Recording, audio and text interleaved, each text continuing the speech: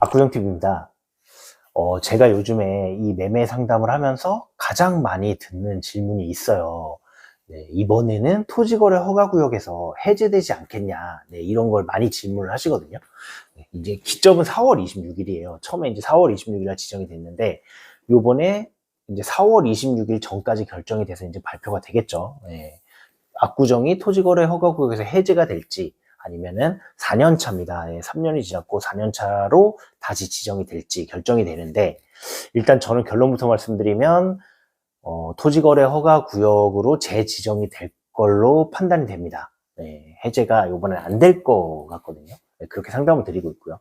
왜 그러냐면 작년 봄부터 해서 이 상업용 부동산 있어요. 업무용 부동산. 이 부동산에 대해서는 아파트가 아니니까 토지거래 허가를 받게 하는 게 좀 너무 무리하다, 이런 의견들이 민원들이 많이 있어서 풀어준다는 소문이 있었어요. 네, 그래서 이 상업용 부동산이 굉장히 까다롭거든요. 이 토지거래 허가를 받기가. 주거용도 까다롭지만 주거용은 상업용 부동산보다 훨씬 편해요. 뭐냐 하면 상업용 부동산에 들어있는 임차인은 이 상가를 가지고 계시는데 직접 장사하시는 분들 의외로 많지 않아요. 통계 따져보면 정말 많이 없을 거고. 근데 보통 임차인이 계시는데, 이 임차인은 이 주택임대차보호법은 하고 달라요. 이 상가임대차보호법은 10년 동안 보장이 돼 있어요. 그래서 10년 동안 뭐 5%밖에 못 올리지만 또 10년 동안 영업을 할 수 있게 보장이 돼 있기 때문에 내보낼 수가 없어요.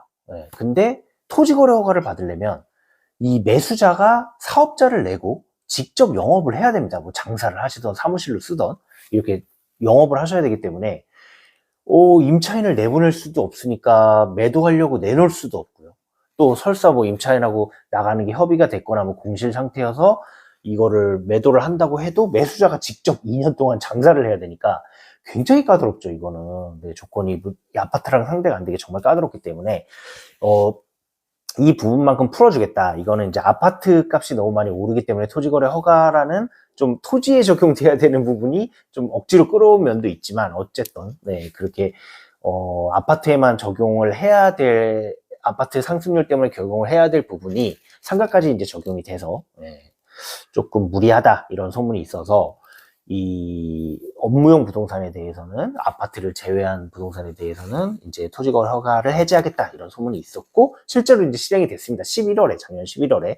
근데 되게 재밌는 건 뭐냐면 다 풀어줬어요. 강남구 송파구까지 풀어줬는데, 이 삼성동, 청담동, 대치동, 그 토지거래 허가로 묶여있는 곳, 이 업무용 부동산을 다 해제시켜줬고요. 그리고 송파구의 잠실까지 다 해제를 시켜줬습니다.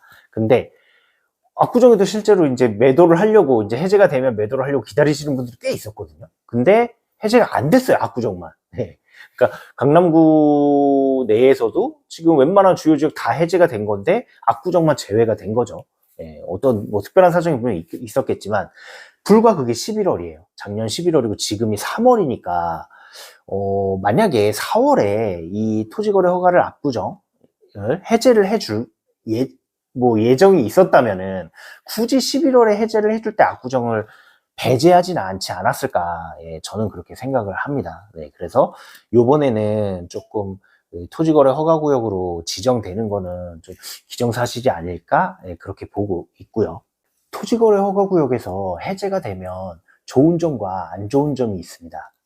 뭐냐면은 실입주를 안 하고 전세 줘도 됩니다. 매수하셨을 때 전세 줘도 돼요. 근데 이제 압구정은 전세가율이 낮거든요. 오래된 구축 아파트 보니까 전세가가 굉장히 저렴해요. 그래서 전세가율 자체가 낮기 때문에 갭 투자가 완전히 성행한다고 보기 어려워요. 뭐 큰 평수 같은 경우에 매매가는 60억이 넘는데 전세가는 20억이기 때문에 뭐 40억을 투자하나, 뭐 대출을 받아서 뭐 나머지를 투자하나, 뭐 이렇게 큰 차이는 없고, 물론 영향은 있겠지만 큰 차이는 없다고 보는데요. 일단 실입주를 안 해도 되는 부분은 굉장히 큰 메리트거든요. 일단 지하 주차장이 없어요. 지하 주차장이 없으니까 보통 이제 그래도 좋은 차를 타시는데 주차난이 심하다는 거는 정말 거주하기 불편하고요.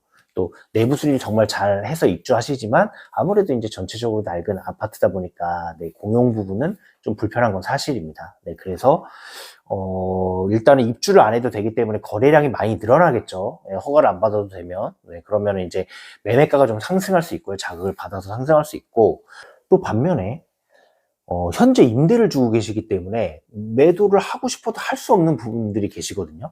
예, 그 매수자가 입주를 해야 되는데 임차인이 계시면은 임차인하고 협의를 봐야 되잖아요. 예, 만기가 됐거나 이런 상황이 아니라면은, 예, 그 매도를 하고 싶어도 할 수 없는 이 분들도 매도가 가능해지기 때문에 아무래도 매물이 늘어납니다. 예, 매물이 늘어나기 때문에 이 매매가에 분명히 영향을 미칠 수가 있겠죠. 비슷한 매물들이 많아지면. 예, 그래서 매도자와 매수자의 입장이 다르겠지만 각자의 상황에서 분명한 장단점이 있다, 이렇게 말씀드릴 수 있겠고요. 그리고 또 한 가지 알아두셔야 될 부분이, 토지거래 허가 구역으로 최대 5년까지만 지정이 가능하다, 이 부분을 많이 물어보시거든요. 네, 그래서 제가 이걸 찾아봤어요. 네, 찾아봤는데 이게 좀 애매하더라고요. 예, 이게 한 번 지정을 할 때 5년까지만 지정을 할 수 있다는 건지, 아니면 지금처럼 이렇게 1년씩 잘라서 지정을 할 때 총 5번까지만 지정을 할 수 있다는 건지, 이런 부분이 명확하게 명시된 부분이 없더라고요.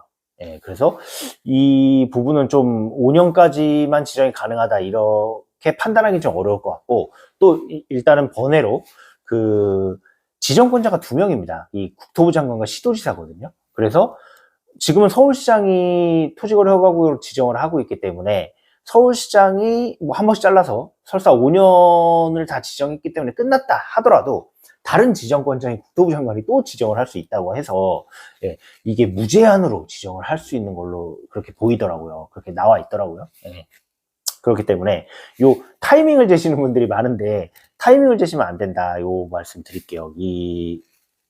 5년까지만 지정이 되고 무조건 해제가 된다, 이렇게 생각하시면, 네, 오류가 있을 수 있다는 점, 네, 참고하시면 되겠습니다. 네, 이상 압구정 TV였습니다.